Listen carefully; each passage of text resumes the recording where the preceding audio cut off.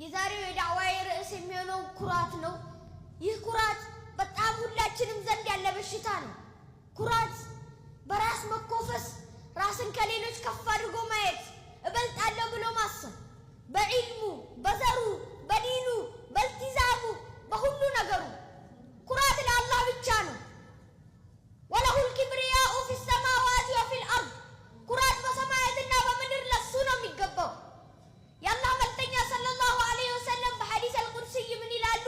አልኪብሪያኡ ሪዳኢ ወልዐዘመቱ ኢዛሪ ፈመን ናዘዐኒ ሚንሁማ አሐዱን አልቀይቱሁ ፊ ጀሀነም ወላ ኡባሊ። ኩራት ሻሌ ነች። ታላቅነት ለኔ ሽርጤ ነች። ከነሱ አንዱን ልቀማህ ያለኝ ጀሀነም ውስጥ ከተዋለሁ፣ ለሱም አልጨነቅም።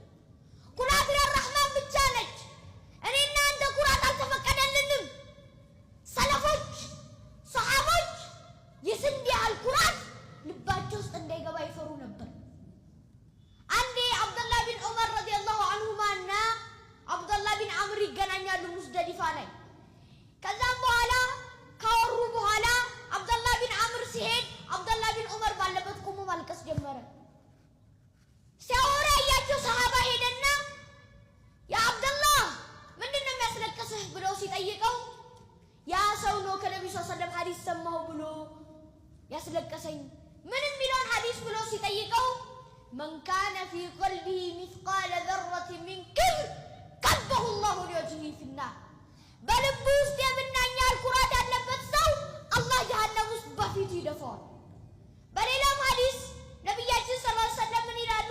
ላ የድኹሉል ጀና መን ካነ ፊ ቀልቢሂ ሚስቃለ ዘረቲን ሚን ክብር። በልቡ ውስጥ የምናኝ ያህል ኩራት ያለበት ሰው ጀነት አይገባም አሉ።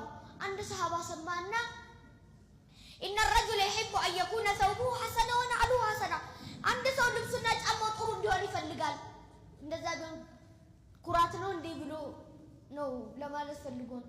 ነቢያችን ኢነላህ ጀሚል ዩሒቡል ጀማል፣ አላህ ውብ ነው ውቦችን ይወዳል። አልኪብር ኩራት ማለት በጥሩል ሐቅ ወገምጡ ናስ፣ እውነትን መገፍተርና ሰዎችን መናቅ። አላህ ከኩራት ይጠብቀን። አላህ ከኩራት ይጠብቀን። تلك الدار الآخرة نجعلها للذين لا يريدون علوا في الأرض ولا فسادا والعاقبة للمتقين. ይህች የመጨረሻ ሀገር ለነዛ በምድር ላይ ማመፅንና ኩራትን ለማይፈልጉት እናደርጋታለን ይላል አላህ ሱብሓነሁ ወተዓላ። اللهم ارحمنا بالقرآن واجعله لنا إماما ونورا ورحمة. اللهم ذكرنا منه ما نسينا وعلمنا منه ما جهلنا وارزقنا تلاوته آناء الليل وأطراف النهار واجعله حجة لنا يا رب العالمين.